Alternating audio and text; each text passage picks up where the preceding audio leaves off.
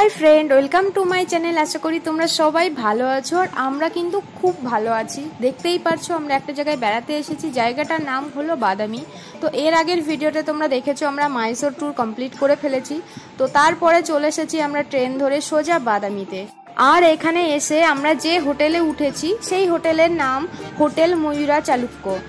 होटेलटा खूबই सुंदर। प्रथमे ढुके তোমরা দেখতে পেলে একটা রেস্টুরেন্ট মতন আছে, তো তোমরা চাইলে এখানে খাওয়া দাওয়া সবই করতে পারবে। এখানের খাবার খুবই ভালো।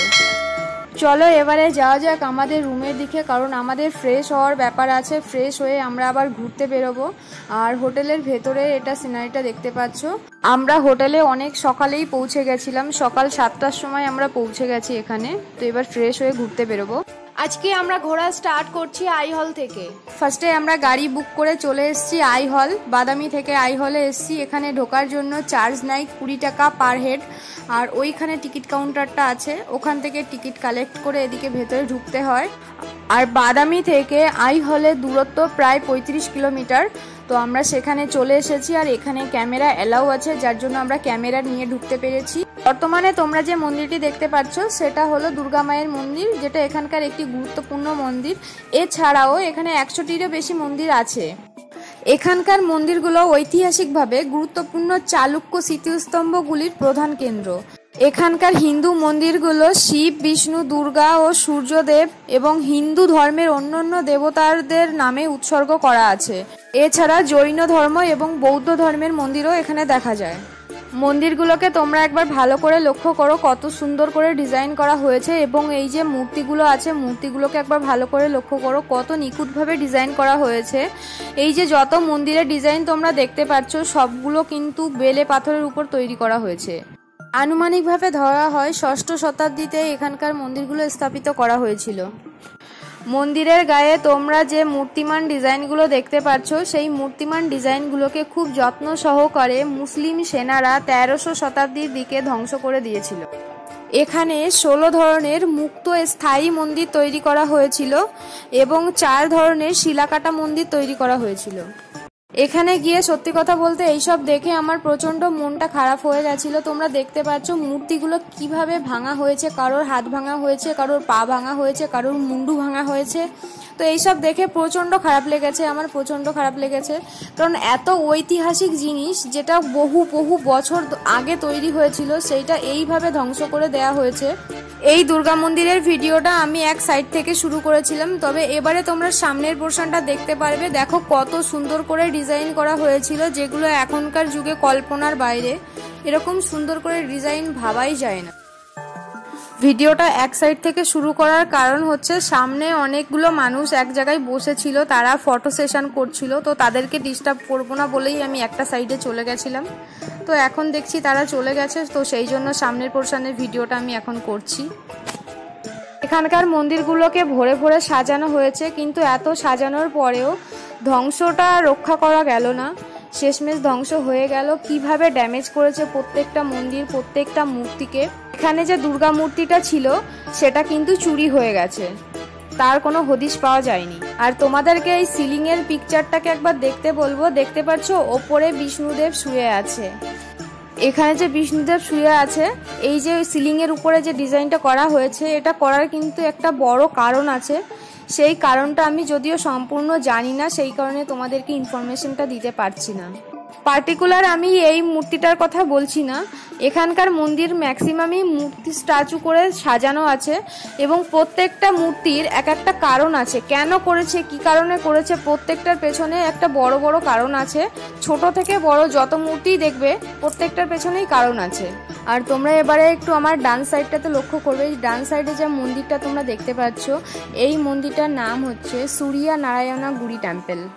এই মন্দিরটি সূর্যদেবের নামে উৎসর্গ করা আছে। এখানে সূর্যদেবের পুজো করা হতো। এখানে এসে পুরো অন্য রকমের ফিলিংস হচ্ছে। চলো সামনের দিকে এগিয়ে যাই, দেখি কি টেম্পল আছে। বর্তমান এই যে টেম্পলটা তোমরা দেখতে পাচ্ছ, এই টেম্পলটার নাম হচ্ছে শ্রী লাত খান টেম্পল।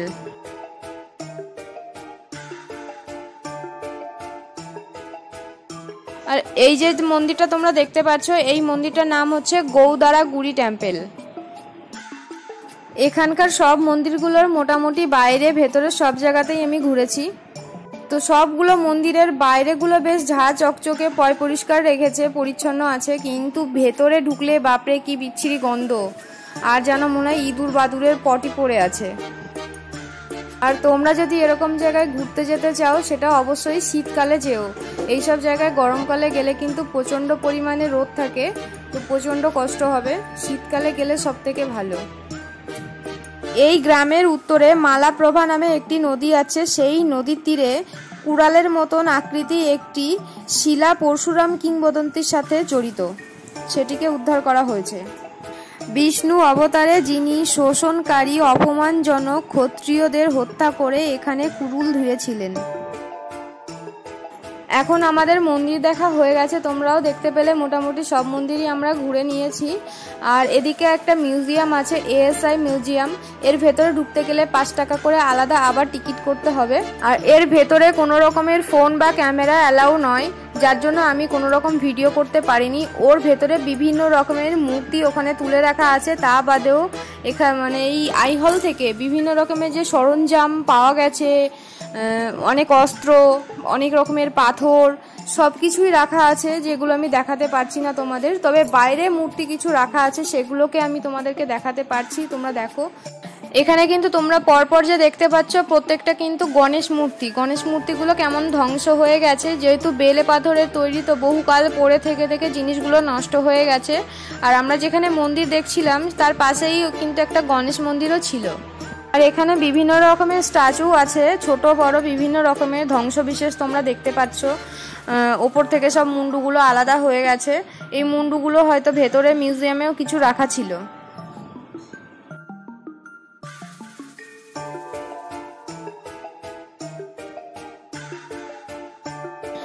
আর এই জায়গায় দেখলাম একটা ছোট্ট মতো পুকুর আছে, এই পুকুরটা হচ্ছে দেবালয় পুষ্করিণী।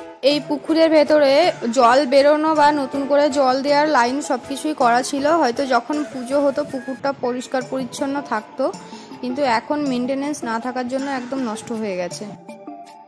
এখন যে মন্দিরটি তোমরা দেখছো এর নাম হচ্ছে রামালিঙ্গ টেম্পল বা রামালিঙ্গ মন্দির, বা অনেকে জেনে থাকবে এই মন্দিরটিকে রামালিঙ্গ কমপ্লেক্স হিসাবে। আর এইখানে একটা বড় উৎসব পালিত হতো, এই যে মন্দিরের সামনেটা দেখছো এই জায়গাটা অনেকটা এরিয়া নিয়ে আছে, এখানে একটা উৎসব পালিত হতো, উৎসবটার নাম হচ্ছে মৌসুমী উৎসব। তো এই মৌসুমী উৎসবের সময় বড় শোভাযাত্রা বেরোতো, শোভাযাত্রা যখন বেরোতো এই মন্দিরে যে প্রবেশদ্বার আছে সেই দ্বারটাকে ইউজ করা হতো। আর এখানে 5টি হিন্দু মন্দিরের সংগ্রহ আছে। এর আগে তোমাদেরকে আমি একটা নদীর কথা বলেছিলাম, মালাপ্রভা নদী, সেই মালাপ্রভা নদী থেকে এই মন্দিরটি 2.5 কিলোমিটার দক্ষিণ দিকে, আর এটা কিন্তু সম্পূর্ণ পাহাড়ের ওপরে মন্দিরটি আছে। এখন তোমরা যে মন্দিরটি দেখতে পাচ্ছ এই মন্দিরটার নাম হচ্ছে হুচাপ্পাই মন্দির বা হুচাপ্পাই মঠ নাম। এই মন্দিরটি আইহল গ্রামের বিপরীতে অবস্থিত, অন্যান্য মন্দির থেকে এই মন্দিরটা সম্পূর্ণ বিচ্ছিন্নভাবে অবস্থিত আছে। আর এখান থেকে যখন আমরা গাড়ি করে ফিরছিলাম অনেক মন্দির আছে যেখানে জনবসতি গড়ে উঠেছে, বসবাস করছে সবাই ঘরবাড়ি বানিয়ে মন্দিরের মাঝখানে। এবার আমরা চলে এসেছি পাত্তাদাকালে। তো এই পাত্তাদাকালের ভিউটা একবার তোমরা দেখো, এক ঝাঁক মন্দির, দূরের ভিউ, এটা মন মাতাল করা ভিউ। আমরা এই যে পাত্তাদাকালে এসেছি, পাত্তাদাকাল কথাটির আক্ষরিক অর্থ হলো পাথরের অভিষেক। চালুক্য রাজারা তাদের রাজ্য অভিষেকের জন্য এই বড় মন্দির কমপ্লেক্সটি তৈরি করেছিল মালাভা নদীর তীরে। তো চলো এবারে আমরা একটু ভেতরের দিকে যাই। তোমরা একবার লক্ষ্য করো এখানে ঠিক কতগুলো মন্দির আছে এবং এক একটা মন্দিরের গ্যাপ অনেকটাই। আর এই যে এই মন্দিরটি দেখতে পাচ্ছ এর নাম কাশী বিশ্বনাথ টেম্পল, এই মন্দিরটার নাম গালাগানাথ মন্দির। এখন তোমরা যে মন্দিরটি দেখছো এই মন্দিরটির নাম হচ্ছে সঙ্গমেশ্বর মন্দির। একই জায়গাতে এত মন্দির গাইজ আমি এর আগে তো কখনো দেখিনি, তোমরা যদি কেউ দেখে থাকো অবশ্যই কমেন্ট করবে। এখন তোমরা যে মন্দিরটি দেখতে পাচ্ছ এই মন্দিরটির নাম হলো বিরূপাক্ষ মন্দির। তো মন্দিরের দেয়ালের যত নিখুঁত কাজগুলো আছে সেগুলো আমি তোমাদেরকে দেখানোর চেষ্টা করেছি। দেখো কত সুন্দরভাবে বেলে পাথরের উপরে খোদাই করে সব ডিজাইনগুলো করা রয়েছে। ওপরের পোর্শনটা দেখো আরো বেশি ডিজাইন তোমরা দেখতে পাবে। এই মন্দিরটি লোকেশ্বর নামে পরিচিত ছিল, যেহেতু এটি চালুক্য রাজা দ্বিতীয় বিক্রমাদিত্যের রানী লোকমাদা দেবীর দ্বারা নির্মিত হয়েছিল, সেই কারণে এই মন্দিরটির নাম লোকেশ্বর দেয়া হয়েছিল। কারণটা হলো 3বার কাঞ্চির পল্লবদের উপর তার স্বামীর বিজয়কে স্মরণ করে রাখার জন্য তিনি প্রায় 740 খ্রিস্টাব্দে বিরূপাক্ষ মন্দিরটি নির্মাণ করেছিল। পাত্তাদাকালে সমস্ত মন্দিরগুলির মধ্যে বিরূপাক্ষ মন্দিরটি সবচেয়ে উল্লেখযোগ্য, কারণ এটি একমাত্র মন্দির যেখানে নিয়মিত পুজো করা হয়। এই জায়গাটা দেখে তোমরা বুঝতেই পারছো এখানে নিয়মিত পুজো করা হয়, লোকজন ঢুকছে, প্লাস ওর ভেতরে একজন পুরোহিত ছিলেন, আমিও গেছিলাম আমার ছেলেকে নিয়ে। আর ওর ভেতরে একটা শিবলিঙ্গকে পুজো করা হয়। আর তোমরা এখন যে মন্দিরটি দেখতে পাচ্ছ এই মন্দিরটিও কিন্তু একটা শিব মন্দির, তোমরা দেখতে পেলে ভেতরে একটা শিবলিঙ্গ রাখা আছে, তবে এর আমি নামটা জানতে পারিনি।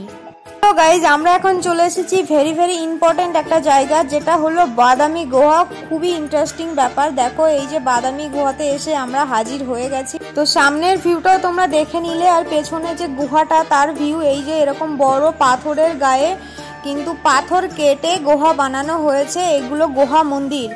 এরকম গুহা মন্দির এখানে টোটাল 4টে আছে। কর্ণাটকের বাগালকোট ডিস্ট্রিক্টে এই বাদামি শহরটি অবস্থিত। এই বাদামি গুহাগুলি ভারতীয় শিলাকাটা স্থাপত্যর গুরুত্বপূর্ণ উদাহরণ। যদিও এই বাদামি নামটি এটি একটি আধুনিক নাম, এই শহরটির আগের নাম ছিল ভাতাপি। এখন গুহার ভেতরের ডিজাইনগুলো তোমরা দেখে নাও। শুধু যে গুহা করে ক্ষান্ত গেছে সেটা নয়, তার ভেতরে বিভিন্ন রকমের খোদাই করা ডিজাইন আছে। এখানে বিষ্ণুদেবের ডিজাইন করা আছে ওপরের সিলিংয়ে। এর আগে আইহল মন্দিরেও কিন্তু তোমাদেরকে এই বিষ্ণুদেবের মন্দিরের ডিজাইনটা আমি দেখিয়েছিলাম, এখানে আবার তোমরা দেখতে পেলে। আর এখানে দেখো এই জায়গাটায় দেখো যে মূর্তিগুলো করা আছে, এখানেও কিন্তু এদের কারোর না কারোর হাত পা সব ভাঙা আছে। কত সুন্দর একটা ডিজাইন করে রেখেছিল, সব ভেঙে দিয়েছে।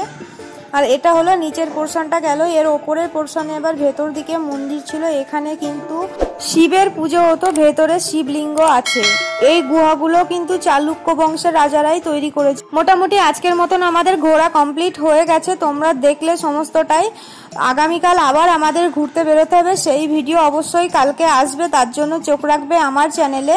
আমার ভিডিওগুলো কেমন লাগলো অবশ্যই কমেন্ট করে আমাকে জানাবে। আজকের মতো টাটা।